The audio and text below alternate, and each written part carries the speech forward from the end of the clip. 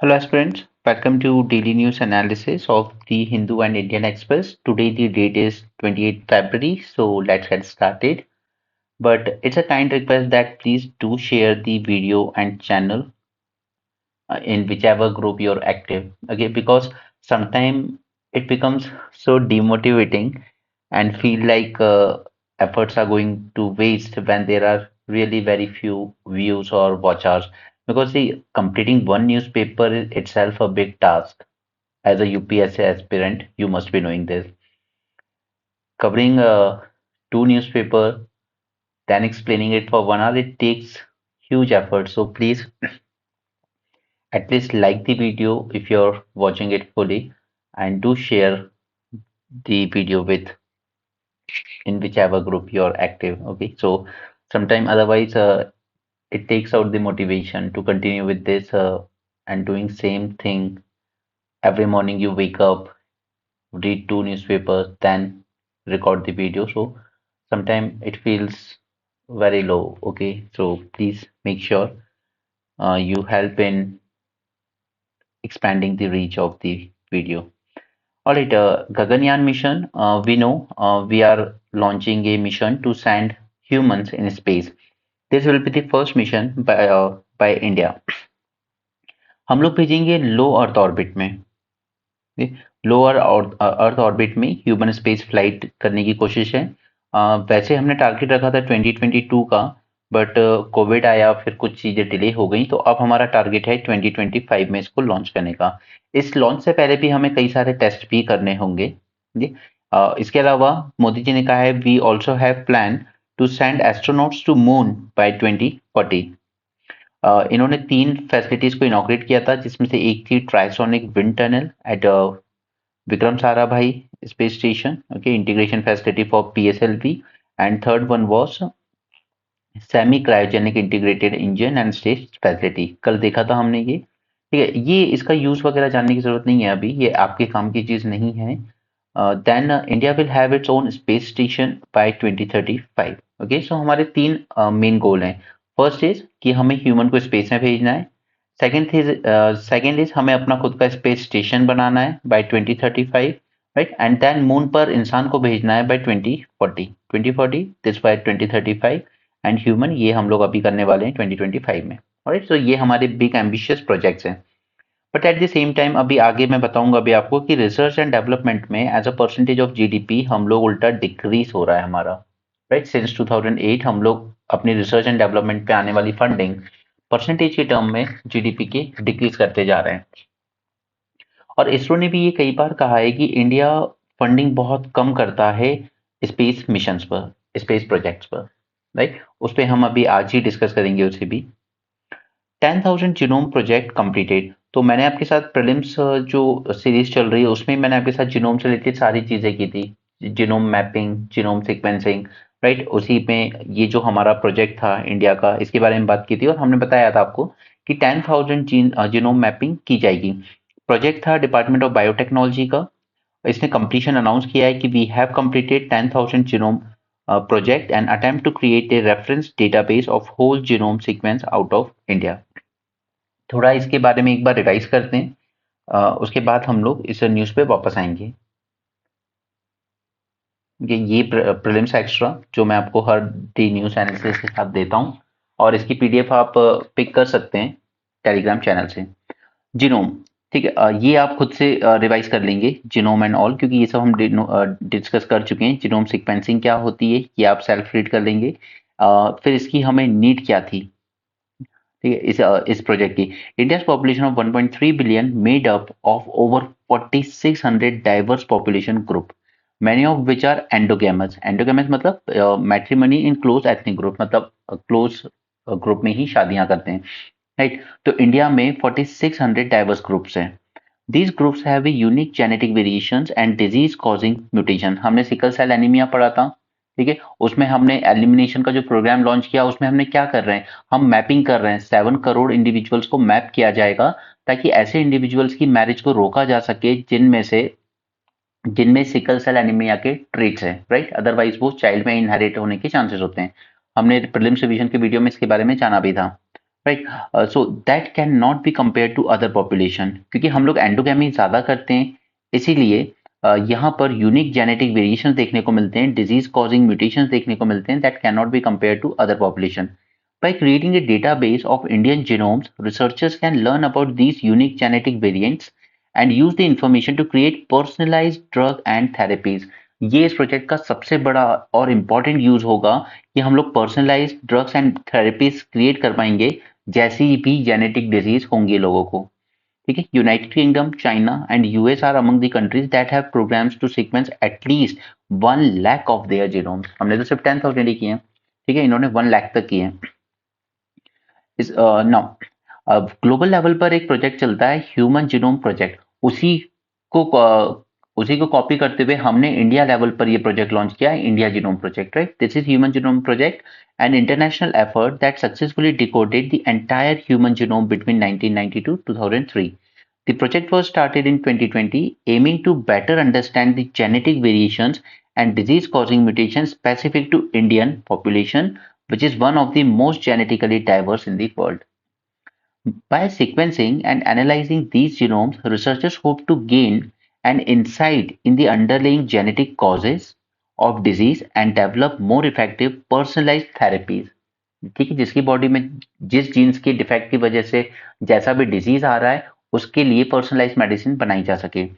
The project involves collaboration of 20 institutions across India, being led by Center for Brain Research and Indian Institute of Science, Bangalore. इसके significance क्या है, ये सब आपको mains के लिए जानना चाहिए. प्रिसीशन हेल्थ केयर यानी pin point health care services हम प्रोवाइड कर पाएंगे, एग्रीकल्चर में इसका यूज कर पाएंगे, और एग्रीकल्चर के रिस्पेक्ट में ही इस पे क्वेश्चन पीवाईक्यू पूछा गया था यूपीएससी में, ओके, प्रीलिम्स में. उसी तरह इंटरनेशनल कॉपरेशन पे हम वर्क कर पाएंगे. इसके साथ कुछ चैलेंजेस हैं जैसे scientific racism, data privacy, obviously ये सबसे बड़ा कंसर्न होता है, और लास्ट में एथिकल कंसर्न. तो ये चैलेंजेस और सिग्निफिकेंस ये आप लोग खुद से रीड कर लेंगे, ये आपके मेंस में आपको काम आएगा. ठीक है. मैं फाइल शेयर कर दूंगा, आप इसको रीड वहां से कर सकते हैं. चलिए इस न्यूज पर वापस आते हैं. While India first sequenced a complete human genome in 2006, पहली बार हमने किसी इंसान का पूरा सीक्वेंस बनाया था 2006 में, creating a database that is representative for India's population diversity. To learn about the genetic variants that are unique to India's population and use that to customize the drugs and therapies. और ये इसका सबसे बड़ा use होगा. सबसे ज्यादा use अगर इस प्रोजेक्ट का हमें बेनिफिट कहीं मिलेगा तो वो मिलेगा हेल्थ केयर सेक्टर में और दूसरा एग्रीकल्चर सेक्टर में. उसके सिग्निफिकेंस और चैलेंजेस मैंने आपको वहां दे दिए हैं नोट्स में. इंडिया की पॉपुलेशन है 1.3 billion, consist of over 4600 population group. यही सब हमने वहां देखा. Many of them are endogamous, मतलब हम क्लोज रिलेटिव्स में ही शादियां करते हैं. There are harmful mutations that are less prevalent in the world but located in endogamous groups at a high frequency. ऐसे काफी जेनेटिक म्यूटेशंस होते हैं जो बाकी वर्ल्ड की पॉपुलेशन में कम देखे जाते हैं, लेकिन उस पॉपुलेशन में ज्यादा देखे जाते हैं जहां पे एंडोगेमी ज्यादा प्रेवलेंट है. ओके. अब इस पे जो आउटकम निकल के आएंगे, they will help us gain better insight into India's population diversity, improve diagnostic methods and medical counseling, find genetic predisposition to disease, and develop personalized and customizable drugs, gene therapy that can throw more light on individual susceptibility to infectious disease. IISc lead कर रहा है इस project को, बेंगलोर में है और शायद India का सबसे बेस्ट इंस्टीट्यूट में से एक है. QS जो वर्ल्ड रैंकिंग होती है उसमें सबसे अच्छी रैंकिंग इसी की होती है इंडिया में. Creation of a biobank housing 20,000 blood samples. The project's commitment to transparency, collaboration, and future research endeavors. All the data are being stored at Indian Biological Data Center, जो कि सेटअप किया गया है by Department of Biotechnology, at Regional Center for Biotechnology Faridabad में. UK, China, US ये सब हमने देख ही लिया है. Sequence 1 lakh of their genomes. Okay. Ladakh administration, इससे रिलेटेड टॉपिक हमने मींस 450 प्लस में भी समझा था. Ladakh and overall 6th schedule और उसके बेनिफिट्स वगैरह. ठीक है.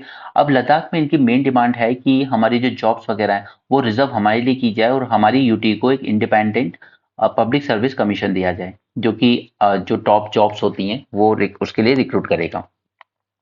फिलहाल के लिए इन लोगों ने एक स्टेप लेते हुए नॉन गैजेटेड पोस्ट के लिए रिक्रूटमेंट बोर्ड बना लिया है लद्दाख ने. Okay. Ladakh lieutenant governor administration of Ladakh announced the constitution of subordinate services staff selection board, okay, for non gazetted post, only non gazetted post, ठीक है। दो बॉडीज हैं जो इस पूरी मूवमेंट और डिमांड को लेड कर रही हैं, Leh apex body and Kashmir democratic alliance. No see, ये जो Kargil, I think it's not Kashmir, it's Kargil, ये गलत आया है यहाँ पे लिखा हुआ, ठीक है। कारगिल डेमोक्रेटिक अलायंस था। कारगिल वाला जो रीजन है that is dominated by mostly Shia Muslims, जबकि लेह वाला जो रीजन है, Leh apex body, it is predominantly Buddhist, ठीक है। लेकिन दोनों साथ में आए कि हमें सिक्स्थ शेड्यूल चाहिए, ठीक है, दोनों की डिमांड कॉमन थी। These bodies are agitating for statehood special status under sixth schedule, ठीक है। इसके अलावा दोनों चाहते हैं कि कारगिल के लिए एक लोकसभा सीट और लेह के लिए भी एक लोकसभा सीट हमें दी जाए, additional parliamentary seats and exclusive public service commission, इनकी खुद की पीएचसी चाहते हैं ये लोग, ठीक है। तो फिलहाल के लिए तो सबॉर्डिनेट सर्विस यानी कि नॉन गैजेटेड पोस्ट के लिए बोर्ड बना दिया गया है। It aims to ensure a uniform and transparent process for recruitment of group B and all group C UT divisional cadre. Similipal tiger reserve ये है आपका उड़ीसा में। यहाँ पे एक टर्म मिलेगा आपको, एनटीसीए वगैरह के बारे में हम पहले कई बार जान चुके हैं। अगर कोई टाइगर रिजर्व वगैरह डिक्लेयर करना है तो स्टेट गवर्नमेंट प्रपोजल भेज सकता है एनटीसीए को, राइट। या फिर यूनियन गवर्नमेंट भी एनटीसीए को एडवाइस कर सकती है कि स्टेट को कहिए एक किसी रीजन को टाइगर रिजर्व डिक्लेयर करने के लिए, राइट। उसी तरीके से एनटीसीए अपनी तरफ से भी डायरेक्टली प्रपोजल दे सकता है कि ये एरिया टाइगर्स के लिए क्रिटिकल है, आप इसको टाइगर रिजर्व घोषित कीजिए। No other wild habitat in the world has pseudo melanistic tiger. ये जो आप ब्लैक स्ट्रिप्स देख रहे हैं ना छोटी छोटी, ये होती हैं इस मैलेंस की वजह से, राइट। तो ये स्यूडोमेलानिस्टिक टाइगर्स ये मोस्टली हमें सिर्फ यहाँ सिमलीपाल में ही मिलते हैं, ठीक है। तो इनकी जेनेटिक डाइवर्सिटी को इंक्रीज करना चाह रही है उड़ीसा गवर्नमेंट, इसलिए कह रही है कि दूसरे टाइगर रिजर्व से भी टाइगर और टाइग्रेसेस भेजे जाएं। 37% of tigers in STR are pseudomelanistic, a condition characterized by white merge strips। यहाँ पर तमिलनाडु ने सुप्रीम कोर्ट से पूछा था क्या ईडी के पास ज्यूरिसडिक्शन पूरे इंडिया में है। तो यहाँ पर सुप्रीम कोर्ट ने फिलहाल को कहा है कि तमिलनाडु गवर्नमेंट बेवजह इस इशू को प्रॉप अप कर रही है, कलेक्टर्स को सीधे सीधे ईडी के समन्स को फॉलो करना चाहिए, ठीक है। अब मैं पिछले 2-3 बार आपको कुछ बोल चुका हूँ इन जज के बारे में, और यहाँ पे आप नाम भी देख सकते हैं कि जजमेंट किसने दिया है, alright. Supreme Court on Tuesday directed 4 collectors in Tamil Nadu to appear and respond to the summons issued by ED in case of illegal sand mining. The top court lifted। अब Madras high court में जब appeal की थी मैड्रास ने, तो वहां पर high court ने कहा था, उसने स्टे लगा दिया था इन समन्स पे, बट टॉप कोर्ट यानी supreme court lifted the stay pass by Madras high court. It observed that Section 52 of PMLA, Prevention of Money Laundering Act, empowered ED to summon any person whose attendance was considered necessary for giving evidence or production of records in the course of any investigation or proceedings under the statute। Okay, तो उस person को attendance देनी ही होगी वहां ED के सामने under prevention of money laundering act. UNLF ये वो था जिसने मणिपुर गवर्नमेंट और यूनियन गवर्नमेंट के साथ पीस डील साइन की थी, ठीक है। ये मिथाइल लेड आर्म्ड ग्रुप था, ठीक है। इस पे हमने मेंस 450 प्लस में एक सेशन भी किया था, उसके साथ ही समझाया था मैंने, उल्फा समझाया था उसमें आपको, असम वाला इशू, उसके साथ ही मैंने ये भी डिस्कस किया था, ठीक है। तो इन लोगों ने साइन तो कर ली थी और उसमें कुछ कंडीशंस लगाई गई थी कि आपको सरेंडर करने होंगे आर्म्स वेपन्स वगैरह, ठीक है। आपके जो कार्डर्स हैं जो ट्रेनिंग ले चुके हैं, जो हथियार वगैरह चलाना जानते हैं, ठीक है, उनको कहीं पे एक जगह पे हाउस किया जाएगा, उनके लिए कैंप बनाए जाएंगे, बट ये सब चीजें की नहीं गई हैं, स्पेशली ये पर्पस। तो ये लोग अभी रह रहे हैं सिविलियन एरियाज में ही, और वर्स्ट थिंग इज कि इन लोगों ने अपने आर्म्स भी अभी तक अपने पास ही रखे हुए हैं। तो इस केस में अब मैं हमेशा कहता हूं कि कोई भी हो अगर उस पर कंट्रोल नहीं है और उसके आप में हाथों में हथियार होंगे तो वो उसका मिसयूज करेगा ही करेगा। पावर ऐसी चीज होती है, वो आपको मिसयूज करने पे मजबूर कर ही देती है। तो यहाँ पर पीस पैक्ट होने के बाद भी there has been case of rise in extortion, ठीक है, यानी कि वसूली। यूनियन गवर्नमेंट, मणिपुर गवर्नमेंट ने पीस एग्रीमेंट साइन किया था नेशनल लिबरेशन फ्रंट के साथ। This is the oldest valley based armed insurgency group okay, terms कुछ साइन हुए थे इस पैक्ट में, बट जो सिक्योरिटी एजेंसी है उनका कहना है कि this terms are not available, they are not available to central security agencies, there has been a sharp rise in cases of extortion. Government has not designated the camp for holding the armed cadre, nor it has nominated the CAPF or state police to monitor the movement of the members. अभी तक आपने वो camp setup ही नहीं की जहाँ पे surrender करने वालों को रखना चाहिए. The total number of cadre and the monthly stipend to be allocated is also not known. कितना cadre है, कितने लोग हैं, वो भी नहीं पता है. अब मणिपुर इस वक्त स्पेशली वहां के सीएम डिमांड कर रहे हैं कि 2008 में एक एग्रीमेंट हुआ था कुकी लोगों के साथ. ठीक है, कुकीज वो लोग हैं जो मणिपुर में हिल एरियाज में रहते हैं. प्लेन एरियाज में मोस्टली रहते हैं मिताई. नहीं, Meiteis are Hindu, Kukis are mostly Christians. ठीक है, इन कुकीज की पॉपुलेशन आपको ज्यादातर मिजोरम में भी देखने को मिलेगी एंड म्यांमार साइड भी देखने को मिलेगी. ठीक है, तो ये लड़ाई सारी इसी की थी. 2008 में कुकीज मिलिटेंट्स के साथ कुछ एग्रीमेंट हुआ था उनके अगेंस्ट ऑपरेशन सस्पेंड करने में कि असम राइफल आपके अगेंस्ट एक्शन नहीं लेगी अब. और अब मणिपुर चाहता है कि वो एग्रीमेंट रिन्यू ना किया जाए. In 2008 after the Manipur government home ministry centre की and 24 Kuki insurgent groups formalised the suspension of operation pact. The Assam Rifles were designated as the monitoring agency. The pact extended annually, हर साल extend किया जाता था, and now it is set to expire on 28. Right, अब ethnic violence जो हुआ है मणिपुर में, ठीक है, कुकी लोगों के बीच और मिताई लोगों के बीच, इसके बाद जो चीफ मिनिस्टर है मणिपुर के mister Biren Singh, he claimed that this suspension of operation groups had violated the ground rules and instigated the violence. Okay, so he is demanding that this pact should not be extended by the home ministry. Clear है यहाँ तक? UNLF ये 1964 में बना था. It is one of the 8 Meitei extremist organisation that were declared unlawful by anti terror unlawful prevention activities act 1967. इसको ban किया गया है उसके अंडर में. अब ये जो लोग हैं, ये कार्डर हैं जिन्होंने सरेंडर किया भी है, तो वो लोग रह रहे हैं अपने ही घरों में सिविलियन एरियाज में, और and they have their weapon with them as well. There is no security agency that had been given the mandate to check the usage of arms और ammunition. Assam rifle had asked them to vacate the premises, but उसमें resistance आ रहा है local peoples के द्वारा. वो कह रहे हैं कि हमें जरूरत है इन लोगों की, यूएनएलएफ कार्डर के लोगों की और हथियारों की, टू डिफेंड देयर विलेजेस, ताकि कुकीज उन पर अटैक ना कर दे. उनको ये डर रहता है कि जो कुकीज इंसर्जेंट ग्रुप्स हैं वो हम पे अटैक कर देंगे अगर हम लोगों ने हथियार यहाँ पे रख दिए तो. ओके, और ये एग्रीमेंट किस में हुआ था? 65 members of one of the faction of UNLF. मैंने उस टाइम भी आपके साथ एम्फेसाइज किया था कि यूएनएलएफ पूरे ऑर्गेनाइजेशन ने सरेंडर नहीं किया है, इसने एग्रीमेंट साइन नहीं किया है. इनका एक फैक्शन है led by Pambei, this has joined the peace pact. But अभी भी एक और फैक्शन है जिसने पीस पैक्ट साइन नहीं किया, और उस वक्त पढ़ाते टाइम भी मैंने आपसे कहा था कि ये सक्सेसफुल नहीं हो पाएगा जब तक कि पूरे पूरे जितने इंसर्जेंट्स हैं वो सभी आकर इस एग्रीमेंट को साइन ना करें. गवर्नमेंट का कहना है कि हम अगर थर्ड टर्म में आते हैं तो हमारा फोकस होगा land, labour and capital reforms पे. ठीक, कैपिटल मींस फाइनेंस वगैरह इजीली एक्सेसिबल कराना है इंडस्ट्रीज को, स्मॉल इंडस्ट्रीज को, कॉर्पोरेट्स को. लैंड, ताकि लैंड एक्विजिशन इजी हो पाए. एक्विजिशन जैसे आपको हमने हाई स्पीड रेल चलाई है वहां पर, तो वो प्रोजेक्ट 2022 तक तैयार हो जाना था, बट वो डिले हुआ. क्यों? लैंड एक्विजिशन की वजह से, specially on Maharashtra side. Labour की बात करें तो 12 से ज्यादा लॉस हुआ करते थे, उनको मर्ज कर दिया गया इन 4 लेबर कोड्स. बट जो लेबर यूनियंस हैं वो इसके काफी अगेंस्ट हैं, और यहाँ पर जो स्टेट गवर्नमेंट्स भी हैं वो भी इतना ज्यादा एंथुसियास्टिकली इन कोड्स को प्रेफर नहीं कर रही हैं. राइट, क्योंकि ये जो लेबर एज अ सब्जेक्ट है ये आता है कॉन्करेंट लिस्ट में, तो स्टेट्स का कॉपरेशन भी चाहिए हमें. MSME should work on quality. No, quality and durability. See, this is the biggest issue. Not just with MSME, but most of the manufacturing in India.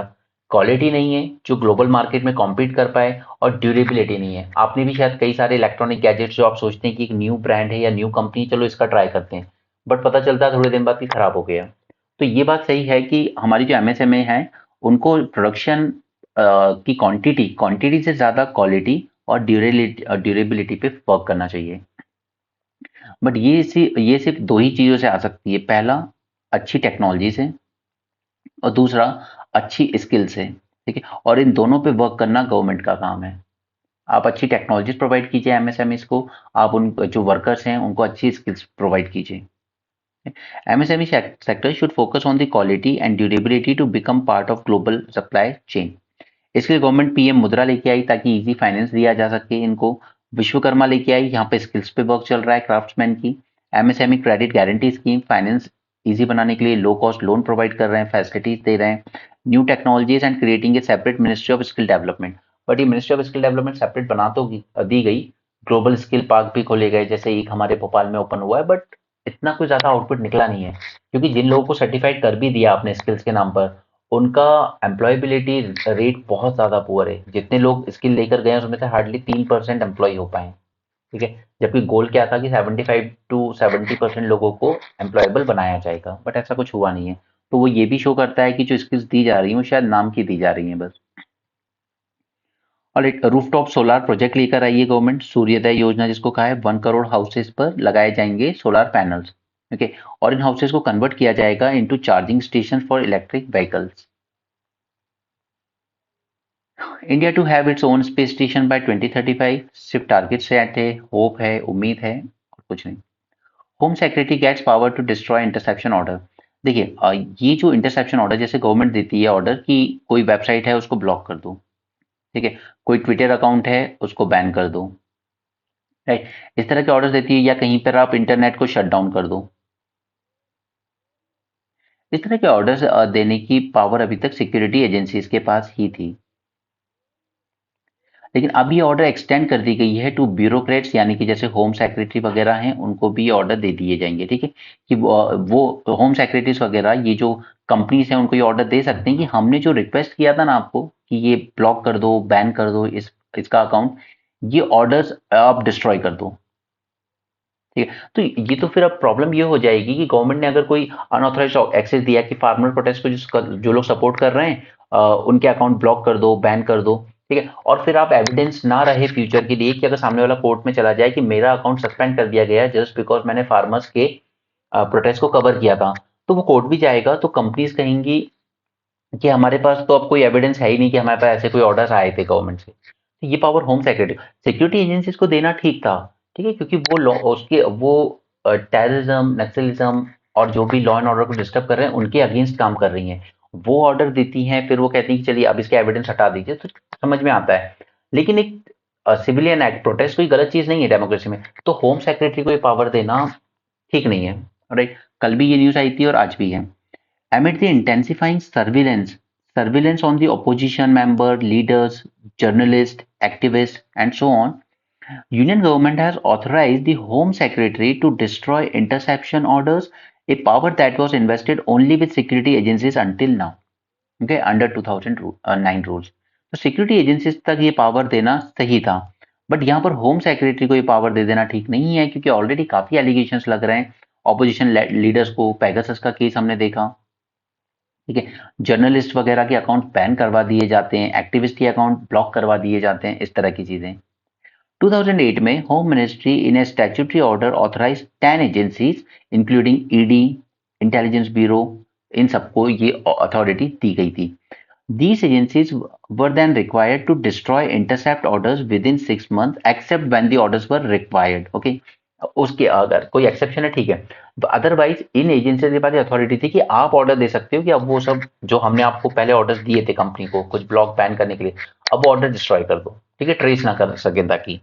ठीक है, लेकिन ये चीज अब सिक्योरिटी एजेंसीज के अलावा एक्सपैंड कर दी गई है होम सेक्रेटरी तक भी, जो कि शायद ठीक नहीं है। ठीक है, now it is ensuring that there will be no trace of such orders. ये ट्रांसपेरेंसी को और कमजोर करेगा। डीजीसीए वगैरह, इस पे मैंने आपके साथ प्रीलिम्स में सेशन किया, तब मैंने आपको ये एयरलाइन से रिलेटेड काफी सारी बॉडीज के बारे में बताया है। ओके, यहाँ पे ऑब्लिस्क है, ठीक, इसके बारे में जानेंगे। सी, एक वायरस होता है, ठीक है, वायरस के बारे में हम लोग जानते हैं कि इसका मेन मेन काम क्या है वायरस का। ठीक है, उसकी लाइफ साइकिल बहुत सिंपल होती है। वो इन्फेक्ट करते हैं एक होस्ट सेल को, they infect host cell, use the cell's machinery to make more copies of themselves and then infect a new cell to repeat the cycle, right? यही काम है इन लोगों का। बट वायरस की डिस्कवरी कब हुई? 1898 में। ठीक है, वायरस की डिस्कवरी की गई। इनको माना गया कि they are they are the only organisms at the boundary between living and non living being. ठीक है, तो इसको इसको हमने एक लाइफ नहीं माना वायरस को। ठीक, कहीं ना कहीं माना कि लिविंग एंटिटी होती है एक नॉन लिविंग, उन दोनों के बीच में कहीं लाई करती है वायरस जैसी चीज। ठीक है, उसको ना तो हम पूरी तरीके से लिविंग कह सकते हैं ना ही नॉन लिविंग कह सकते हैं, तो इसलिए we haven't classified them as a life per se. Now, each virion is composed of nucleic acid, that is DNA और RNA core that serve as a genetic material। ठीक, एक तो कोर पे आपका डीएनए आरएनए होता है, जैसे ये डीएनए है, ये आरएनए है। Now they are surrounded by protein coat, protein की एक कोटिंग होती है, और कुछ केसेस में even this protein coat is surrounded by a lipid fat layer. Lipid fat की लेयर से सराउंडेड होते हैं। ठीक है, तो ये बात हुई वायरस की। बट अब कुछ ऐसे भी होते हैं जिनमें ये लिपिड लेयर नहीं होती है, या इवन प्रोटीन कोड भी नहीं होती है। राइट, वो सिर्फ एक प्लेन नेकेड आरएनए होता है। राइट, उस पे ना तो प्रोटीन की कोटिंग है ना ही कोई लिपिड लेयर है, it is a naked RNA. This RNA enter a cell as RNA and force the cell to make more copies of itself and the new RNAs would then infect other cell। तो ऐसे वालों को हम लोग कहते हैं viroids. ठीक है, तो वायरस और विरोइड्स इन दोनों में फर्क समझ में आया। वहां पे कोटिंग भी होती है, वहां पर लिपिड लेयर भी होती है, बट ये वाला जो होता है it is plain naked RNA, सिर्फ आरएनए होता है, सेल में एंटर करेगा और अपनी और ज्यादा कॉपीज बनाएगा। ठीक है, इसे कहते हैं विरोइड्स। नाउ ये जो आरएनए होते हैं, RNA of viroids, they didn't code for any protein, they serve no function apart from propagating themselves. सिर्फ अपनी कॉपीज बनाते रहते हैं और कुछ नहीं करते, वो कोई प्रोटीन के लिए कोड नहीं करते हैं। Right? Viroid RNA, it was a tiny. Okay. Now the viruses were no longer the sole creatures of the age of life। ठीक है, आपके पास विरोइड भी आ गया, अब वायरस अकेला नहीं रहा। अब वायरसेस और विरोइड को एक कंपनी और मिल गई है जिसे कह रहे हैं obelisk. Scientist identified a new form of life laying between virus and viroids on the scale of simplicity, they called it as obelisk। और इसकी डिस्कवरी हुई है using a powerful technique called Next Generation Sequencing (NGS), which allows researchers to parallelly determine genome sequence in bits and pieces from different organisms। Okay, so ये हमें जानना था कि obelisk है क्या, तो वायरस और विरोइड्स के बीच में थर्ड फॉर्म है। ओके, ग्लोबल ऑर्डर, इससे रिलेटेड काफी चीजें मैं आज आपको बताऊंगा। Just a second, give me a minute.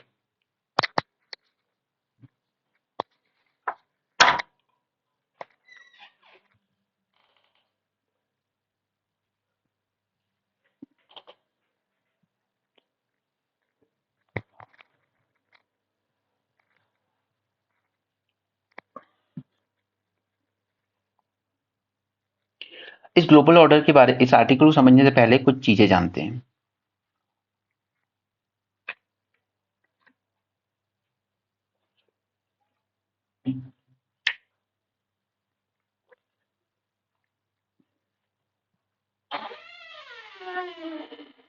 Sorry for the break. See guys, world war 2 हुई, उसके बाद कहीं ना कहीं ये माना गया कि अगर दोबारा वर्ल्ड वॉर जैसी चीज अवॉइड करनी है वर्ल्ड ओवर में, तो हमें वर्ल्ड का इंटीग्रेशन करना होगा, more so with respect to economic, economic and political. अगर हम इस तरह से इन दो तरीकों से इंटीग्रेशन कर सकते हैं वर्ल्ड का, तो अगली बार फ्यूचर में वॉर्स अवॉइड की जा सकेंगी। तो पॉलिटिकल इंटीग्रेशन के लिए, but at the same time आपको कुछ ना कुछ हार्ड पावर भी चाहिए जो कंट्रीज को आपस में लड़ने से भी रोके। तो काफी सारी चीजें बनाई गई, उसी में से एक निकल के आया यूएन, यूनाइटेड नेशन बनाया गया, ताकि एक सभी कंट्रीज इसकी मेंबर हो, वहां पर पॉलिटिकल डेलिब्रेशन हो सके, जो डिस्प्यूट्स वगैरह हैं वो कोशिश की जा सके। तो इसके लिए बनाई गई general assembly, that is United nation general assembly, जहां पर डिस्कस होंगे, डेलिब्रेशन वगैरह होंगे। बट उसके बाद भी अगर कोई कंट्री नहीं मानती है, वो एग्रेसिव बिहेवियर रखती है, तो उसके लिए हार्ड पावर बनाई गई यूएन सिक्योरिटी काउंसिल, जो कि सैंक्शन कर सकता है यूज ऑफ फोर्स अगर कोई कंट्री जबरदस्ती वॉर कर रही है या गलत कर रही है। जैसे अफगानिस्तान पर अटैक किया गया इंटरनेशनल फोर्सेस के थ्रू, क्योंकि उसने वर्ल्ड ट्रेड सेंटर पे अटैक किया तालिबान ने, और फिर तालिबान को अफगानिस्तान से निकालने के लिए वहां पर अटैक किया गया। राइट, उसी तरीके से यूएस ने इराक पर अटैक कर दिया, जबकि उसको तो सैंक्शन दिया भी नहीं था यूएनएससी ने, बट क्योंकि ये लोग वीटो पावर होल्ड करते हैं, ये 5 मेंबर, ये P5। तो आपने बात की कि हम कभी ये लड़ाई ना हो वर्ल्ड में, इसके लिए सब ऑर्गेनाइजेशन बना रहे हैं, बट कहीं ना कहीं आपने 5 ऐसी कंट्रीज क्रिएट कर दी जिन्होंने इस पावर के साथ अबाइड नहीं किया, खुद अबाइड नहीं किया, बट दूसरी कंट्रीज पर इम्पोज करते रहे, राइट। यानी कि आपने कहीं ना कहीं इक्वालिटी क्रिएट नहीं की थी, like that's was the reason. Economy के लिए आपने इंटीग्रेशन की बात की तो आपने डब्ल्यूटीओ जैसी चीजें बनाई, ऑल्दो ये 1995 में बना, बट इसका जो प्रीकर्सर था GATT, general agreement on trade and tariff, ये आपका 1947 के आसपास आ गया था, एग्जैक्ट मुझे ईयर याद नहीं है, ठीक। तो इसका गोल क्या था कि इकोनॉमिक इंटीग्रेशन वर्ल्ड में ज्यादा हो ताकि उससे वॉर कम हो। आज यूरोपियन यूनियन जो कि हजारों साल तक एक दूसरे से लड़ता रहा, France, Germany, Britain, okay, they all kept on fighting for thousands of year, but आज ये यूनियन बन के रह रहे हैं, क्यों? क्योंकि उन्होंने भी यही समझा कि इकोनॉमिक इंटीग्रेशन ही ऐसी चीज है जो लड़ाई को रोक सकती है। अगर आज हमारा चाइना, पाकिस्तान, इंडिया ये इकोनॉमिकली बहुत ज्यादा इंटीग्रेट हो जाए, एक दूसरे पर डिपेंडेंट हो जाए कि एक दूसरे के बिना सर्वाइव नहीं कर सकते, जैसे आज इंडिया की हालत क्या है कि इनपुट्स अगर नहीं मिले हमें, कैपिटल, मशीनरीज, इनपुट्स, तो अगर ये सब हमें चाइना से ना मिले तो हमारी खुद की डोमेस्टिक इंडस्ट्री सर्वाइव नहीं कर पाएंगी, राइट। इसी तरह से अगर पाकिस्तान के साथ भी इंटीग्रेशन होता, अभी चाइना के साथ जो इंटीग्रेशन है वो वन वे है कि हम उनके बिना नहीं जी पाएंगे, वो तो हमारे बिना शायद फिर भी जी लेंगे। ओके, तो इसी पे फोकस ये आर्टिकल है कि आपने कोशिश तो की लेकिन आप उतना परफेक्ट मॉडल बना नहीं पाए। 55th रेगुलर सेशन होने जा रहा है ह्यूमन राइट्स काउंसिल का। वहां पर मिस्टर ग्यूटरस ने रिमार्क किया था, the lack of unity amongst UNSC members had perhaps fatally undermined its authority and reform is essential now। Okay, ये सिक्योरिटी काउंसिल में रिफॉर्म की बहुत ज्यादा जरूरत है। पोस्ट वर्ल्ड वॉर ऑर्डर बनाया गया था, स्पेशली अलाइड पावर्स ने बनाया था जो विक्टोरियस बन के आई थी। They felt it would prevent another global conflict, ठीक है। इसकी शुरुआत हुई थी 1942 में, वर्ल्ड वॉर खत्म होने से पहले ही शुरुआत हो गई थी। When 26 allied nations endorsed the Atlantic Charter of 1941, in which in turn enshrined the war aims of United Nations and United Kingdom। ये जो अटलांटिक चार्टर प्रिपेयर किया गया था 1941 में, इसने वॉर एम्स डिसाइड कर दिए थे यूएस और यूके के। यूके उस टाइम बहुत पावरफुल हुआ करता था, अब नहीं रहा उतना, ठीक है। इन लोगों ने ये डिसाइड किया था अटलांटिक चार्टर में कि चलिए वॉर तो हम जीत लेंगे, बट वॉर जीतने के बाद पोस्ट वर्ल्ड वॉर हमारे एम क्या होंगे। तो उसमें वो सब बातें की गई थी कि हम लोग इकोनॉमिक इंटीग्रेशन को प्रमोट करेंगे, एक ग्लोबल लेवल पर यूनाइटेड नेशंस की एक बॉडी बनेगी, उसमें सबको मेंबरशिप दी जाएगी, वॉर प्रिवेंट की जाएगी, एक इंटरनेशनल फोर्स बनाई जाएगी, सिक्योरिटी काउंसिल जैसी चीज बनेगी।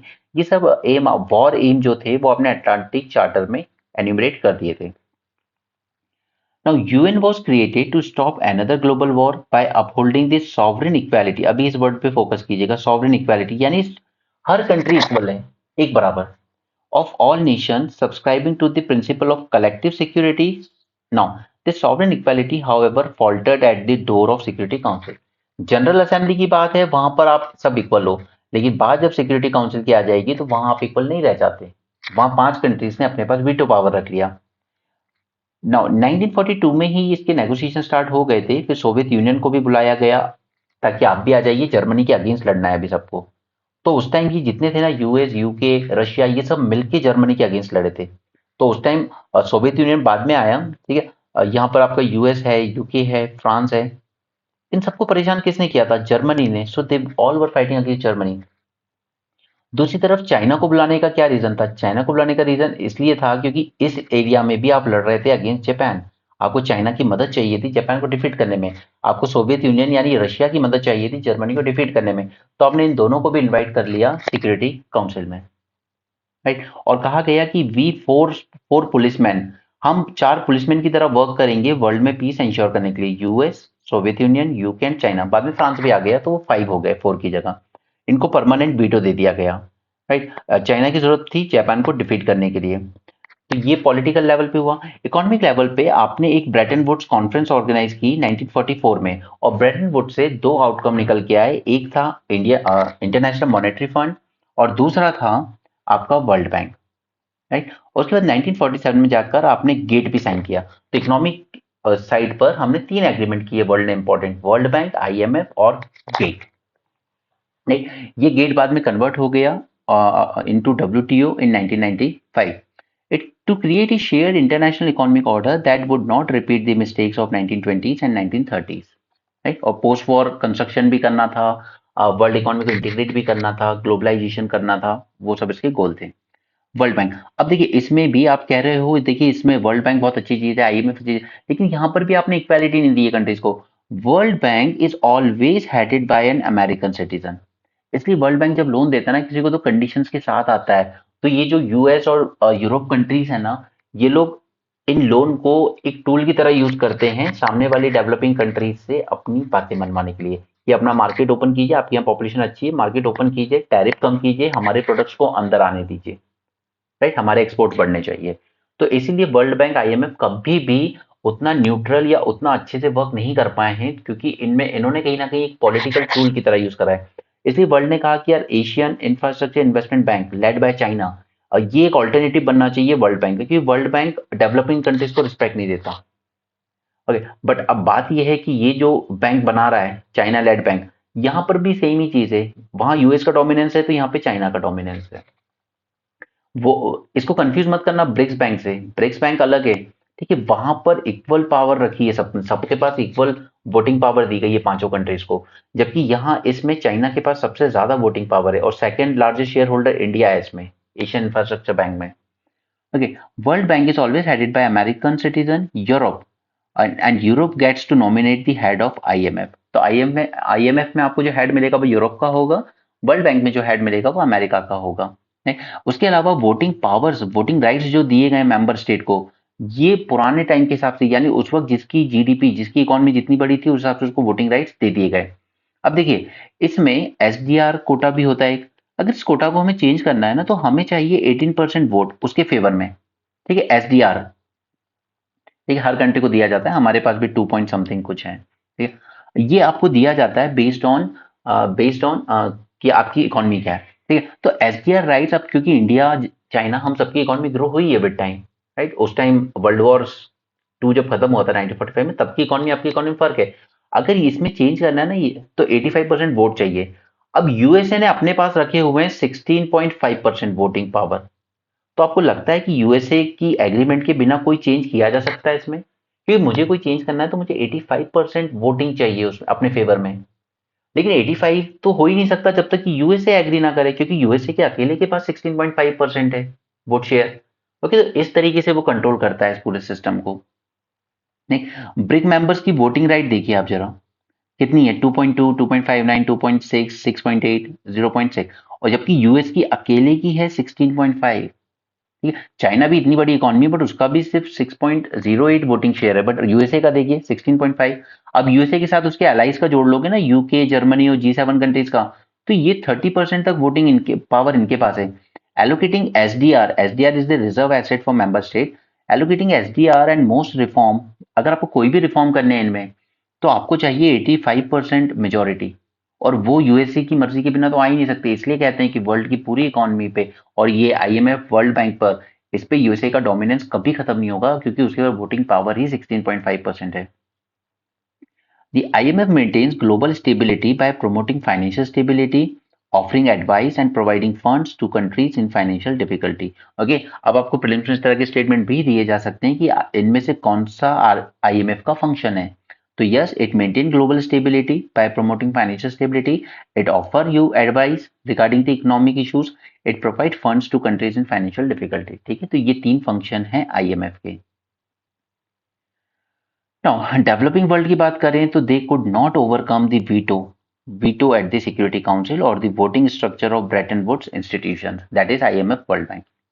हमने नैम मूवमेंट लेकर आए थे, मोर इक्वल अप्रोच था, मॉरल फोर्स थी पॉलिटिकल एंड सोशल प्रॉब्लम्स को सॉल्व करने के लिए, बट इसकी शॉर्टकमिंग्स भी एक्सपोज हो गई इंडिया चाइना वॉर में, जब ये नैम कंट्रीज स्टैंड नहीं ले पाई कि ये वॉर नहीं होनी चाहिए, चाइना क्यों अटैक कर रहा है इंडिया पर। ठीक है, उस टाइम भी डिवाइड हो गए थे, कुछ इंडिया की साइड आ गए थे, कुछ चाइना की साइड, तो वो नैम तो वहीं फेल हो गया था। China led China led Asian Infrastructure Investment Bank was conceived as a challenge to the World Bank, but effectively the US veto at the bank is replaced with a Beijing holdover over this bank. वहाँ USA का dominance था, यहाँ पे Beijing का है, ठीक है, and not everyone is signing up, अभी तक तो सबने साइन भी नहीं किया इस बैंक को। तो गाजा में जो वॉर चल रही है, it has expose the fault lines between developed and developing world, जैसे साउथ अफ्रीका, ब्राजील, इन लोगों ने इसराइल के अगेंस्ट स्टैंड लिया, यूएसए, ठीक है, और पूरा का पूरा ऑलमोस्ट यूरोप, इनने किसका साइड लिया? इन्होंने इसराइल का लिया। तो डेवलप और डेवलपिंग वर्ल्ड में जो फॉल्ट लाइन्स थी वो भी एक्सपोज हुई गाजा वॉर में। Questioning the legitimacy and effectiveness of the organisation कि ये यूएन वाकई वर्थ है या नहीं। The organisation and groupings outside the UN are all ad hoc. जो भी ग्रुप्स हमने बनाए हैं, चाहे वो क्वाड हो, G7, G20, world economic forum, ये ये सब यूएन की जगह नहीं ले सकते। हमें जो करना है यूएन में करना होगा। हम ये सोचें कि हम मल्टीलैटरल से हटकर आपस में ही डीलिंग शुरू कर दें तो वो नहीं होगी, ग्लोबल लेवल पर ही कुछ करना होगा। Right, and tend to serve limited interest rather than universal values. ठीक है, तो यूएन का रिफॉर्म होना ज्यादा जरूरी है। यहाँ पर स्पेस की बात है तो ये कह रहे हैं कि देखिए आप स्पेस में काम कीजिए, फंडिंग भी बढ़ाइए, अच्छी चीजें अचीव भी कीजिए, बट ये इंटेंशन मत रखिए कि हमें सुपर पावर स्टेटस मिल जाएगा इससे। जब कोल्ड वॉर चल रही थी यूएसए सोवियत में, तो उन लोगों का था कि जितना ज्यादा हम स्पेस में अचीव करेंगे, स्पेस को लास्ट फ्रंटियर माना जाता था कि किसी कंट्री ने अगर स्पेस में कुछ अचीव कर लिया मतलब फिर इससे बड़ा कुछ है ही नहीं। राइट, तो वो सुपर पावर का स्टेटस मिलता था। जब चांद पर आदमी उतारे यूएसए ने, तो सोवियत को लगा कि अब तो हम बहुत पीछे रह गए। राइट, तो फिर सोवियत ने भी तैयारी की इस चीज की। तो वो सुपर पावर का स्टेटस गेन करने के लिए कि देखिए हमारी टेक्नोलॉजिकल पावर, तो इंडिया एटलीस्ट ये इंटेंशन लेके ना चले। ठीक है, हमें पावर वाला बर्डन लेके नहीं चलना है, हमें सिर्फ अपना काम करना है, अचीवमेंट्स करनी है, लेकिन ये सोचकर नहीं कि इससे हमें सुपर पावर स्टेटस अटेंड करना है। क्योंकि देखिए स्पेस स्पेस स्टेशन बनाना है हमें, हमने टारगेट रख लिया 35 तक, या ह्यूमन फ्लाइट्स वगैरह, ह्यूमंस को लैंड कराना है मून पे 2040 तक। किस लिए? There is already international space station. Right, अब इन सबको बनाना मेंटेन करना आसान नहीं होता है। हमारे देश में भी और भी बहुत सारी प्रॉब्लम्स हैं। ये चीजें चल सकती हैं, उससे बेटर है कि स्पेस में हम लोग ऐसी चीज करें जिससे कुछ आउटपुट मिले कंट्री को। जैसे कुछ बैटरीज बनाई थी इसरो ने अपने लिए, तो उस बैटरी को फिर उसने कहा कि मैं ये टेक्नोलॉजी शेयर करूंगा प्राइवेट कंपनीज के साथ ताकि वो इलेक्ट्रिक व्हीकल में इसको यूज कर सकें। तो उस तरह की चीज अगर हम करेंगे तो वो ज्यादा अच्छे सोशल इकोनॉमिक बेनिफिट देंगी कंट्री को, rather than going for space station और ह्यूमन फ्लाइट्स। अगर ह्यूमन फ्लाइट्स इतनी ही अच्छी होती मून पर भेजना, और वो इतना ही अच्छे रिटर्न देती, तो यूएस 1969 के बाद कभी उसने नहीं भेजे। नहीं, 1969 में फर्स्ट किया, उसके बाद 13 अटेम्प्ट्स और किए, बट उसके बाद 1970 के बाद से उसने ज्यादा नहीं भेजे। अब जाकर वो एक आर्टेमिस अकॉर्ड वगैरह लेकर आए कि हम दोबारा भेजेंगे। तो इस तरह के मिशंस पे ज़्यादा इन्वेस्ट करना ठीक नहीं है एज पर दिस आर्टिकल। हम लोग ये लॉन्च करेंगे Gaganyaan mission from launch vehicle mark 3, ये सब मैंने आपको बता दिया है। इसी को GSLV मार्क 3 भी कहते हैं। 25 में लॉन्च करेंगे हम। ठीक है, गगनयान मिशन डिसाइड किया गया था 2018 में 10,000 करोड़ की कॉस्ट के साथ। इंडिया स्पेस पॉलिसी लेकर आया which require ISRO to carry out applied research and development of newer system so as to maintain India's edge. ठीक है, मैं भी आपके साथ ये पॉलिसी भी डिस्कस करूंगा। ओके, और साथ में प्राइम मिनिस्टर ने डायरेक्शन दी है इसरो को कि आप मून पे इंसान लैंड कीजिए by 2040। India must keep the focus on scientific exploration and expanding human horizon and not on achieving some space super power status. Okay, ये आपका एक कंक्लूडिंग स्टेटमेंट अच्छा बनेगा जब आप आंसर लिखोगे, बट फिलहाल मुझे आपको दिखानी है स्पेस पॉलिसी। ओके, ये क्वेश्चन है जो आप अटेम्प्ट कर सकते हो, PYQ है। Okay, you can check this out. UN की हमने बात की, तो यूएन की 15 स्पेशलाइज्ड एजेंसीज हैं, ये सब आपको पता होनी चाहिए एग्जाम के लिए। ठीक है, जिसमें से अब मैं एटलीस्ट नाम तो आपको सभी के पता होना चाहिए। कई बार क्वेश्चन आ जाएगा 5-6 नाम देकर कि कौन सी स्पेशलाइज्ड एजेंसी है, बट मैंने आपको नोट्स दिए हैं ऑन दिस IMF, बीपो। इसके अलावा मैंने आपको यूनेस्को पे दिया है, वर्ल्ड बैंक पे दिया है। ओके, एंड FAO, क्योंकि ये 5 इस साल न्यूज़ में बहुत ज़्यादा रहे हैं, तो इसमें नीचे आपको नोट्स मिल जाएंगे, इन सब पे शॉर्ट नोट्स एक बार देख लीजिएगा, ये आपके प्रीलिम्स के लिए आपको काफ़ी हेल्पफुल होंगे। Right, FAO, international civil aviation organisation, ये मैंने आपको प्रीलिम्स सीरीज में भी करवाया था, ज़रूरी है ये भी जानना। IMF, वीपो, similarly world bank and UNESCO.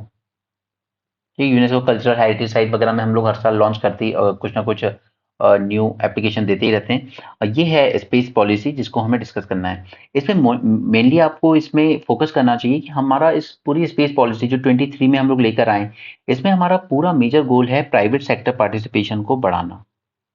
जैसे USA में आज नासा के सारे जो स्पेस स्टेशन तक जो चीजें भेजनी होती है वो काम स्पेस एक्स कर रहा है, इलॉन मस्क की कंपनी। तो हमें भी इसी तरह की प्राइवेट कंपनीज का पार्टिसिपेशन बढ़ाना है। तो सबसे पहले हमने इसमें दो तीन नई चीजें की हैं। फर्स्ट की है हमने इन स्पेस, यहाँ पर एक ऑथराइजेशन सेंटर बनाया जाएगा which will be a single window clearance and authorisation agency for space launches, establishing launch pad, buying and selling satellites and disseminating high resolution data among other things. ठीक है, तो एक तो इस पे फोकस करना है आपको, इन स्पेस पर। इसके अलावा आपको एक बॉडी और जाननी होगी, that is NSIL। It will be responsible for commercialising space technologies. Okay, space की जो भी टेक्नोलॉजी, जैसे मैंने आपको बैटरी का एग्जांपल दिया, तो इन चीजों को कमर्शियलाइज करना, प्राइवेट कंपनीज को देना, उससे जो अर्निंग होगी इसरो की, एक तो कमर्शियलाइज करना है स्पेस टेक्नोलॉजीज को and platforms created through public expenditure as well as manufacturing, leasing and procuring space components, technologies, platforms and other assets from private और पब्लिक सेक्टर। ठीक है, इसके लिए हमने NSIL बनाया है, डिपार्टमेंट ऑफ स्पेस। इसका काम होगा ओवरऑल पॉलिसी गाइडलाइन देना। ठीक है, it will be nodal department for implementing space technologies.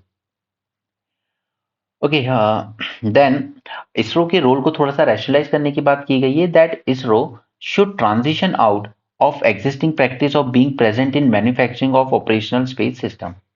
ठीक, इनकी मैन्युफैक्चरिंग में इसरो को पार्टिसिपेट नहीं करना चाहिए, उसको हाईटेक रिसर्च और प्रोजेक्ट्स पे ज्यादा वर्क करना चाहिए। बाकी ये चीजें आप NSIL को ट्रांसफर कर दो, ठीक है, वो देख लेगा ये सब चीजें। ओके, चंद्रयान मिशन वो हो चुका है, और गगनयान मिशन इस पे काम चल रहा है। प्राइवेट सेक्टर का रोल, ये जो प्राइवेट सेक्टर का रोल है इस पे ज्यादा ध्यान देने के लिए ही ये स्पेस की न्यू पॉलिसी लाई गई है। ठीक है, तो ये आप लोग खुद से पढ़ लोगे, I am not going to give time to this. चलिए आगे चलते हैं। ये ग्रीन इलेक्शन की बात की गई है, यानी कि आप इलेक्शन कैंपेन वगैरह में पैम्पलेट्स पेपर्स का यूज करते हो तो उसकी अगर डिजिटल हो जाइए। ठीक है, उसके बाद आप लोग रैली वगैरह करते हो तो ऑब्वियसली उसमें सब में माइक्स वगैरह गाड़ियां यूज होती हैं, तो उसमें फ्यूल यूज हो रहा है, तो वो electric pollution and so on, तो ये सब वो फालतू की बातें कर रहे हैं ग्रीन इलेक्शन कराने की। ये आगे चलते हैं। ओके, ये है वो with respect to research and development funding. Now see, इसे फोकस कीजिए।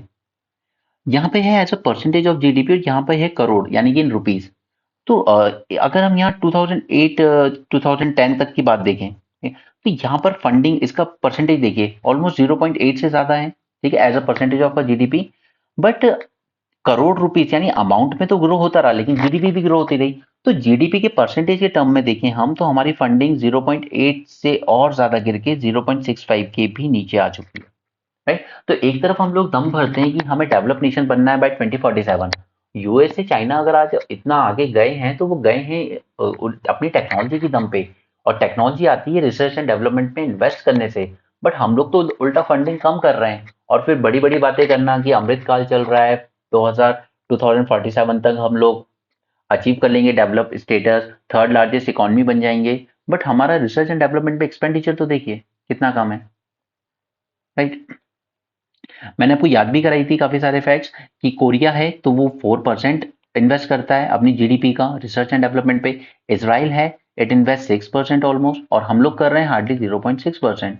राइट, तो हमें ये बढ़ाने की जरूरत है, लेकिन हम तो उल्टा फंडिंग कम किए जा रहे हैं। और हमारे यहाँ पर रिसर्च एंड डेवलपमेंट में जो फंडिंग आती है उसमें से ऑलमोस्ट 70% ये पब्लिक फंडिंग होती है, यानी कि गवर्नमेंट की तरफ से आती है। प्राइवेट सेक्टर की तरफ से आती है सिर्फ 30% फंडिंग। ठीक, जबकि डेवलप कंट्रीज में जस्ट ऑपोजिट है, वहां पर 70% फंडिंग जो होती है वो प्राइवेट कंपनी से आती है, और 30% आती है उनके यहाँ पब्लिक यानी कि गवर्नमेंट फंडिंग। राइट, नाउ हमारे यहाँ डिमांड तो की जाती है कि we should spend at least 3% of the GDP on research and development annually until 2047, अगर हमें डेवलप स्टेट बनना है तो।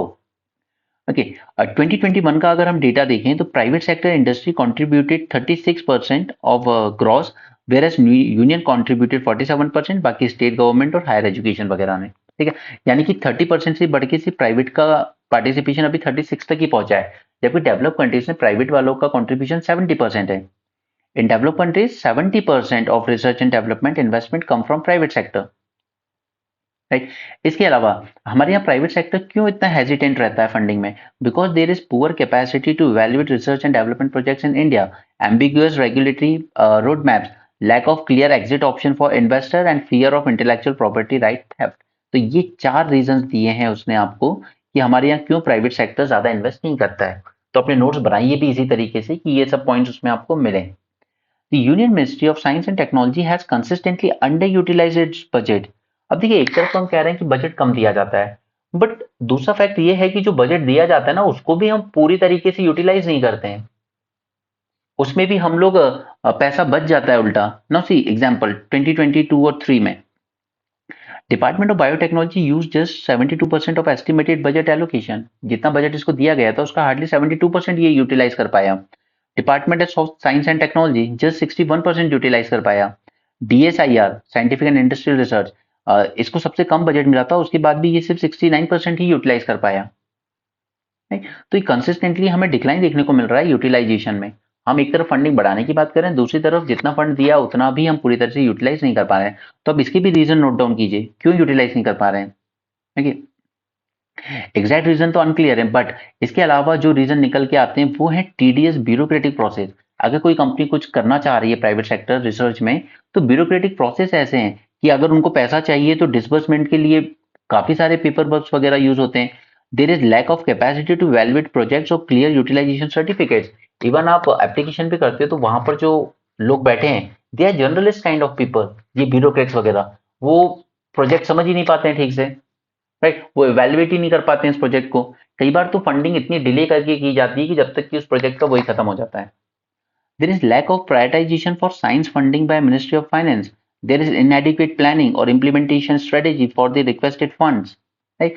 The lack of capacity also reflect in delay in grants and salary disbursement। जैसे कि HAL के एक साइंटिस्ट ने बोला था कि जानबूझकर हमें 2 साल से सैलरी नहीं दी जा रही है, राइट। और इसको एक हेलीकॉप्टर प्रोजेक्ट मिलना था जो उठाकर रिलायंस इंडस्ट्रीज को दे दिया गया, जबकि रिलायंस के पास कोई एक्सपीरियंस नहीं था हेलीकॉप्टर बनाने का। तो उनके सीरियस एलिगेशन थे कि जानबूझकर हमारी सैलरी 2-2 साल तक रोकी जाती है, ताकि हम लोग डेस्परेट होकर फिर इस प्राइवेट कंपनी में जाके जॉब करना शुरू कर दें। यानी कि हम अपनी गवर्नमेंट जॉब छोड़कर प्राइवेट सेक्टर में जाके जॉब करना शुरू कर दें, और इसको well skilled experience man power मिल जाएगी एचएएल की। और फिर बाद में एचएएल को दिखा दिया जाता है कि ये प्रॉफिट में नहीं चल रही है, तो अब हम इसको प्राइवेटाइज कर रहे हैं या बंद कर रहे हैं। यही तरीका अपनाते हैं। और ये खुद एक साइंटिस्ट ने बोला था जब हम लोगों ने चंद्रयान 2 लॉन्च किया था, ठीक है, उस टाइम न्यूज चैनल पे, और फिर बहुत ही स्मार्टली उस न्यूज एंकर ने कहा अच्छा अच्छा चलिए मैं आपके पास वापस आऊंगा अभी, ठीक है। वो पोल खोल रहे थे गवर्नमेंट की कि गवर्नमेंट किस तरह की हरकतें कर रही है प्राइवेट सेक्टर को फायदा देने के लिए। और हमने अभी जो हाँ जब हमने चंद्रयान 3 सक्सेसफुल किया ना, उस टाइम भी न्यूज थी, और मैंने आपको इंडियन एक्सप्रेस में दिखाई भी थी। कुछ इंजीनियर्स थे जो मोमोज बेच रहे हैं, वो इंजीनियर्स हैं, वो इसरो की जो एक सब्सिडरी कंपनी उसमें काम करते हैं, मगर उनको 3 साल से पे नहीं दी गई है। और एक्स पर मिस्टर दिग्विजय सिंह ने वो पोस्ट भी किया था कि पूरा देश जश्न मना रहा है चंद्रयान 3 की कामयाबी का, लेकिन उस पर वर्क करने वाले इंजीनियर्स को 3 साल से सैलरी नहीं दी है गवर्नमेंट ने, राइट। वो साइंटिस्ट खुद एक्सपोज कर रहे थे गवर्नमेंट को इस पर, बट न्यूज एंकर अपनी गोदी मीडिया ने बड़ी स्मार्टली, चलिए चलिए मैं आपके पास वापस आऊंगा। ओके, हाँ, हाँ, anyway, government would like research and development expenditure to include more contributions from private sector. ये निर्मला सीतारमन जी ने कहा था कि हम चाहते हैं प्राइवेट सेक्टर ज्यादा कंट्रीब्यूट करे। Incentives of private investment including relaxation of foreign direct investment, अब तो हमने स्पेस में भी 100% अलाउ कर दी है। Tax rebate and clear regulatory roadmap for products will help build investor confidence. Finally, India also need the bureaucratic capacity to evaluate science projects and after allocation monitor their utilization। ये बहुत जरूरी है। Allocate तो कर दिया हमने budget में, fund दे दिया, बट उसका यूटिलाइजेशन कर भी रहा है वो डिपार्टमेंट या नहीं, वो देखना भी जरूरी है।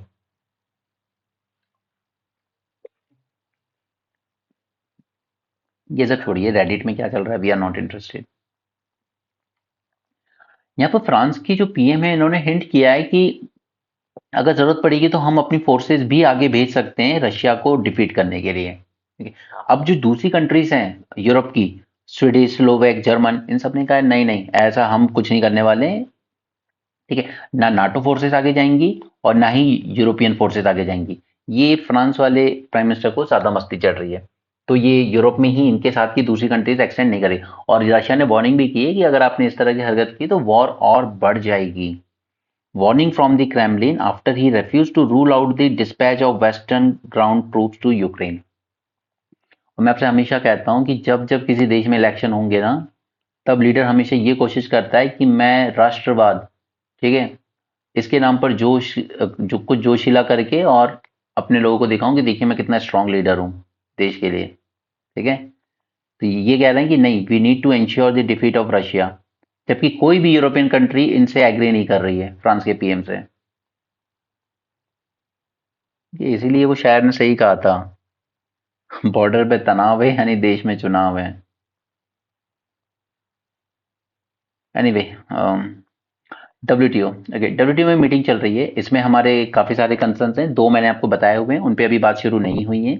एक तो वो पीस क्लॉज वाले पे, एग्रीकल्चर से रिलेटेड, और दूसरा वो जो ई कॉमर्स पे मॉरेटोरियम दिया हुआ है। ठीक, उस पे बात अभी नहीं हुई है, अभी बात हुई है फिश सब्सिडीज पे।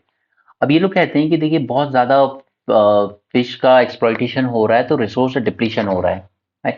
बट इंडिया कहता है कि ये सब हो रहा है आपका इलीगल फिशिंग के थ्रू, या तो इलीगल फिशिंग के थ्रू, या फिर जो कमर्शियल फिशिंग होती है बड़े बड़े वेसल्स के थ्रू, उनके through.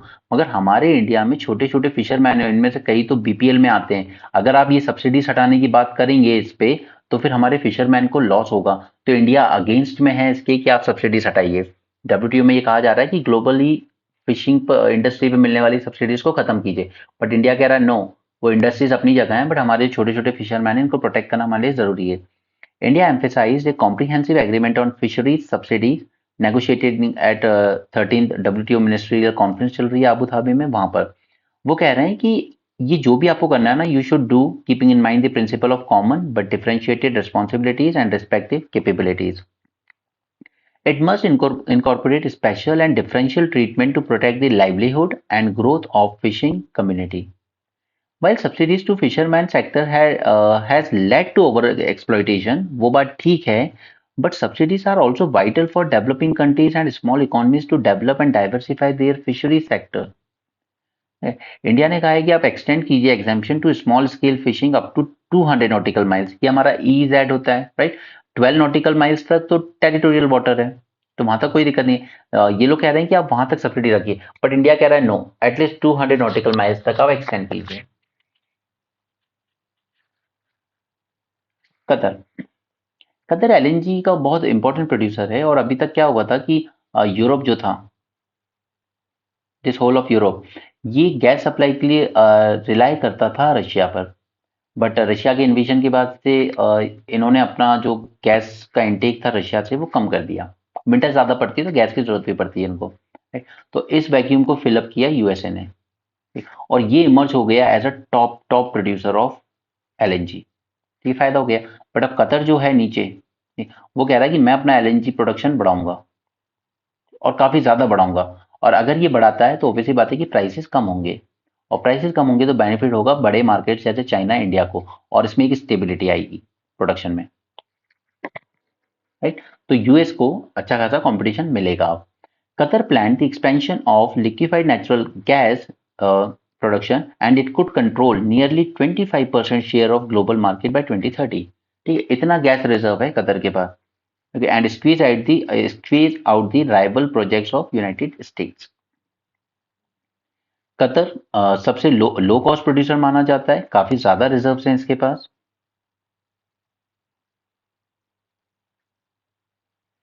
Competition between Qatar and United States intensified following Europe's decision to wean off dependence on Russia's pipeline gas. पहले रशिया करता था तो यूरोप को अच्छी खासी गैस मिल जाती थी, रशिया से करना उन्होंने बंद कर दिया। तो यूएस और कतर में अब कंपटीशन है कि कौन ज्यादा यूरोप मार्केट गेन कर सकता है, राइट। वर्ल्ड का बिगेस्ट एलएनजी एक्सपोर्टर बना यूएस इन 2023 सरपासिंग कतर, इसलिए कतर अब अपना प्रोडक्शन बढ़ाना चाहता है, राइट। तो एशिया को इससे फायदा होगा। It will lead to a period of more stable lower price across rest of the decade. और हमने 20 साल की डील भी साइन की है कतर के साथ।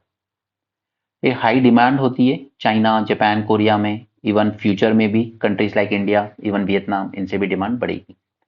फेम 3, फेम 1 हम जानते हैं, फेम 2 जानते हैं। अब फेम 2 में एक प्रॉब्लम ये थी कि आप जब जब सेल करेगी ना कंपनी, तब जाके उसको सब्सिडी का बेनिफिट मिलेगा अंडर फेम 2। अब प्रॉब्लम ये है कि इनकी ज्यादा सेल हुई नहीं है, इनके पास पड़ी हुई है इन्वेंट्री, बहुत ज्यादा स्टॉक पड़ा हुआ है। तो ये लोग अब बहुत हैवी डिस्काउंट दे रहे हैं कि ये इन्वेंट्री सेल आउट हो जाए, ताकि हमें इस फेम स्कीम के अंडर में जो मिलने वाली इनपुट सब्सिडीज थी वो मिल सके, उनको अवेल कर सके। तो ये अच्छा खासा डिस्काउंट दे रही है, तो आप लोग खरीदना है तो इस टाइम खरीद सकते हैं। बट प्रॉब्लम ये है कि गवर्नमेंट शायद इस स्कीम को और एक्सटेंड नहीं करेगी, तो अब ये बहुत जल्दी में है। Electric two-vehicle and three-vehicle manufacturers are sitting on a stockpile of unsold vehicles for which they will not be able to claim subsidy. जब तक सेल नहीं होगी तब तक सब्सिडी नहीं मिलेगी under fame 2, and this scheme is going to expire on March 31. So they have offered heavy discount. The subsidy payment is only for vehicles sold. Scheme खत्म होने वाली है, उसके बारे में वैसे भी अब ज्यादा जानना नहीं है। एडवांस चिप्स की जब बात आती है less than 10 nanometre and so on, क्योंकि इनका रोल बहुत ज्यादा है आर्टिफिशियल इंटेलिजेंस में, इसलिए इन्होंने एक टाइम पे बैन भी कर दिया था कि हम चाइना को नहीं देंगे ये टेक्नोलॉजी, और प्राइवेट कंपनीज को भी अपनी बैन लगा दिया था कि आप अपनी इस तरह की मैन्युफैक्चरिंग सेटअप नहीं करेंगे चाइना में। नीदरलैंड ने भी बैन लगा दिया था, यूके ने भी बैन लगा दिया था। ये यूएसए कह रहा है कि ये पूरी एंटायर जो चेन होती है इसकी चिप्स की मैन्युफैक्चरिंग की, फ्रॉम वेफर्स बनाने से लेकर तो पूरा डिजाइनिंग, असेंबलिंग, पैकेजिंग, सब कुछ, ठीक है, ये पूरी सप्लाई चेन हम लोग इधर उधर डिस्ट्रीब्यूट नहीं करेंगे वर्ल्ड ओवर अलग अलग कंट्रीज में, हम अकेले ही इसको होस्ट कर सकते हैं। ठीक है, the country can house the entire silicon supply chain for making advance chips. ठीक है, अभी तक जो चिप्स बनती है ना उनकी डिजाइनिंग मोस्टली हो जाती है इंडिया में, उसके बाद फिर उनकी जो वेफर्स वगैरह बनाने होते हैं वो चले जाते हैं चाइना में, अच्छा, असेंबली, टेस्टिंग वगैरह सब अलग अलग कंट्रीज में होती रहती है। राइट, तो एक पूरी global value, global supply chain होती है, अलग अलग पार्ट्स बनते हैं तब जाकर एक चिप तैयार होती है। बट एडवांस चिप की बात जब आती है तो यूएसए शेयर करना पसंद नहीं करता है दूसरी कंट्री के साथ। The chips needed for development of AI both on national security ground as well as competition with China. It is on track to produce 20% of world's leading edge logic chips.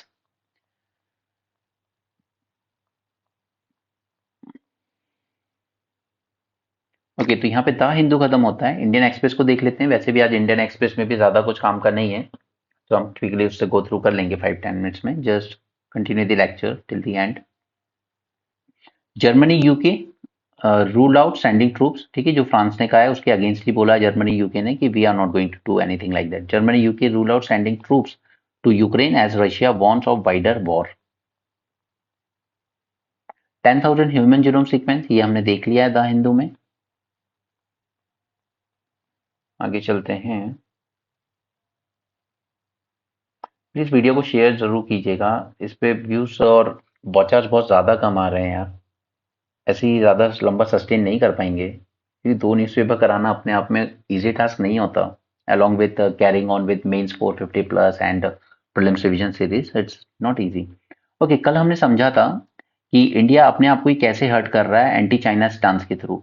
एक तो हम लोग ऐसी चीजें जो एक इनपुट का काम करती हैं प्रोडक्शन में, और दूसरा कैपिटल गुड्स जिनका यूज करके भी हम कुछ प्रोडक्शन करते हैं, लाइक बड़ी बड़ी मशीनरीज की, उनसे फिर कुछ बना रहे हैं, नहीं? इन दोनों पर गवर्नमेंट ने टैक्सेस, ड्यूटीज बढ़ा दी, कस्टम ड्यूटीज, और ये बढ़ाने से क्या हुआ कि हमारे जो प्रोडक्शन हो रहा है वो कॉस्टली हो रहा है। कॉस्टली होने की वजह से हम लोग ग्लोबल मार्केट में कॉम्पीट नहीं कर पा रहे हैं हमारे प्रोडक्ट्स, ठीक है, we are failing in the competition, क्योंकि हमारी चीजें एक्सपेंसिव हैं। तो अब गवर्नमेंट के खुद के ऑफिशियल चाहते हैं कि ये कम करना चाहिए, अदरवाइज हमारी इंडस्ट्री हर्ट हो रही है। जैसे हमने टायर इंपोर्ट किया, रबर इंपोर्ट किया, प्लास्टिक, एल्यूमिनियम, आयरन इंपोर्ट किया, अब इसको बनाया, इससे लेकर एक कार बनाई, बट उसमें फिर प्रॉब्लम होगी कि वो कार महंगी बनेगी, फिर वही कार जब इंटरनेशनल मार्केट में जाएगी तो दूसरी कंट्रीज के यहाँ से जो कार बन के आई होगी उससे कॉम्पीट नहीं कर पाएगी। The average tariff declined from 125% in 1991 to 13% in 2014-15। इतना टैरिफ लगाते थे पहले हम, जब हम लोग ने डब्ल्यूटीओ के साथ वो सब साइन नहीं किया था ना, आईएमएफ वाली कंडीशन ही आई थी, बैलेंस ऑफ पेमेंट क्राइसिस, तब तक हम लोग इतना ज्यादा टैक्स लगाते क्योंकि हम लोग इनवर्ड पॉलिसी लेकर चल रहे थे कि हमें डोमेस्टिक कंपनीज खड़ी करनी है, फॉरेन का कंपटीशन कम करना है। बट उससे ये हुआ कि डोमेस्टिक कंपनीज ने और ज्यादा लूटना शुरू कर दिया, फॉरेन से जो आ रही है उस पर इतना टैक्स लग रहा है तो महंगी हो जाती है, तो ये लोग इनकी इनएफिशिएंट चीजें ही बेचने लगे, और उसने कभी उनको एनकरेज भी नहीं किया कि आप अपने आप को इम्प्रूव कीजिए, वो इनएफिशिएंट वे में ही चलते रहे। राइट, फिर हमने आईएमएफ से जब लोन लिया तो कुछ कंडीशंस के साथ आया कि आप अपनी ये टैरिफ वगैरह को डिक्रीज कीजिए, तो हमने करते करते 13% पे ले आए by 2014-15। But since 2014 there has been around 3200 tariff increase. Right, इस गवर्नमेंट ने फिर से टैरिफ बढ़ाना शुरू किए इन द नेम ऑफ आत्मनिर्भर Bharat. But the thing is कि जो इनपुट मटेरियल आ रहा है वो महंगा हो रहा है, तो वो आत्मनिर्भर भारत वैसे भी सक्सेसफुल नहीं हो पा रहा है। These large tariff increase, which can be traced to government's call for Atmanirbhar or self-reliance, have meant that average tariff rate has risen to around 18%. हम लोग 13% तक लेके आए थे, 13 से हम वापस 18% तक हमने टैक्सेस लगाना शुरू कर दिए, affecting a sizeable segment of the country's trade basket. India's tariff are amongst the highest in the world. China में कितने लगते हैं? 7.5। ठीक है, हमें तो 3 से और रिड्यूस करना था ताकि हमारे यहाँ जो मैन्युफैक्चरिंग होगी वो सस्ती हो, लेकिन हमने तो और बढ़ा दिए, हम 18 पे चले गए 13 से लेके। और चाइना के यहाँ देखिए, वो तो 13 में लगाता है, वो सिर्फ 7.5% लगाता है। वियतनाम, जिससे हमारा कॉम्पिटिशन है, 9.6। बांग्लादेश, ये भी 14% लगाता है। High tariff place manufacturers at the disadvantage, क्योंकि उसकी इनपुट कॉस्ट बढ़ जाती है। It affect export competitiveness and hurt the consumer as well. ये हम टारगेट कर रहे थे चाइनीज इंपोर्ट को आफ्टर गलवान वैली जो इंसिडेंट हुआ, ठीक है, बट इससे हमारी ही डोमेस्टिक कंपनीज को ही इम्पैक्ट हो गया उल्टा। एक कॉम्पिटिटिव एडवांटेज हमने खो दिया, ठीक है, क्योंकि वहां से आने वाली कई चीजें, जैसे एपीआई आता है, दवाइयों में यूज होता है, ठीक है, inputs in key sectors as well as capital goods, इन दोनों को हमने महंगा बना लिया। नाउ अब माइटी इसने भी कहा है कि there should be reduction in duties on parts like circuit boards, chargers, fully assembled phone, इन पे कम कीजिए। A country's high tariff structure is disincentivized to de-risking supply chain beyond China. ये Vietnam, Thailand, Mexico are lowering their tariffs on phone components, और हम लोग उल्टा बढ़ा रहे हैं टैरिफ्स को। बजट 24-25 में रिडक्शन की बात की गई। Import duty for components used in manufacturing of mobile phone from 15% to 10%। तो ये सही अप्रोच है। Erecting high tariff walls allow inefficient domestic players to survive and hurt consumers. और हमें और ज्यादा साइन करने चाहिए FTAs and comprehensive economic partnership agreement type की चीजें। हमने यूएई के साथ साइन की है, हमने ऑस्ट्रेलिया के साइन की है, हम यूके के साथ नेगोशिएट कर रहे हैं, यूरोपियन यूनियन के साथ भी नेगोशिएशन कर रहे हैं। ओके, इस पे मैंने आपको FTA 2.0 करके पूरा एक प्रोजेक्ट वीडियो बनाया है मेंस 450+ में, ठीक है, अराउंड 1 आवर का लेक्चर होगा, उसको देख लेना, सारी चीजें समझ में आ जाएंगी वहां से। ठीक है, ये सब ऐसे कुछ काम के नहीं है ये एडिटोरियल्स। आगे बढ़ते हैं। फिल्म सर्टिफिकेशन, ये जो बॉडी है आपकी, इसको ओवरऑल करने की बात की जा रही है ताकि ऑनलाइन एप्लीकेशंस को भी कवर करे वो, क्योंकि ऑनलाइन वेब सीरीज में आजकल बहुत न्यूडिटी बढ़ती जा रही है। ठीक है, और ज्यादा विमेन को बोर्ड पे लाया जाए, जो फिल्म सर्टिफिकेशन बोर्ड है। बट अभी ये सिर्फ ड्राफ्ट स्टेज में है, तो अभी इसमें टाइम मत दीजिए। जब ये प्रॉपर बन जाएगा बिल या पास हो जाएगा, एक्ट बन जाएगा, तब उसको देखेंगे। अभी ड्राफ्ट स्टेज में देखना is time waste. Patanjali worst products I would say, ऐसा नहीं है कि जब से आया था तब से वर्स्ट था, बट ओवर द ईयर इसने कंपटीशन करने के चक्कर में क्वालिटी बहुत गिराई है अपनी। ठीक है, इनपुट कॉस्ट कम से कम हो, तो उस चक्कर में से क्वालिटी से बहुत कॉम्प्रोमाइज किया पतंजलि ने, और काफी मिसलीडिंग एड भी देता है ये। याद कीजिए कोविड के टाइम दवाई लेके आ गए थे बाबा, ये हमने रिसर्च कर ली, हमने टेस्ट कर ली, सब कर ली, हमारी दवाई इफेक्टिव है। बाद में और खुद हेल्थ मिनिस्टर ने लॉन्च भी की इस दवाई को, उसके बाद में जब फटकार लगी तो कहते हैं नहीं नहीं वो तो सिर्फ इम्यूनिटी बूस्टर थी। राइट, अभी भी टॉप कोर्ट ने यहाँ पे इनको लताड़ लगाई है कि आप मिसलीडिंग ऐड करते हैं, बहुत ज्यादा मिसलीडिंग ऐड करते हैं। पतंजलि के प्रोडक्ट्स यूज मत कीजिएगा अगर आपको अपनी हेल्थ प्यारी है तो। आप चाहे उसका हनी ले लीजिए, उसका घी ले लीजिए, आपको खुद समझ में आ जाएगा कि वो क्या है।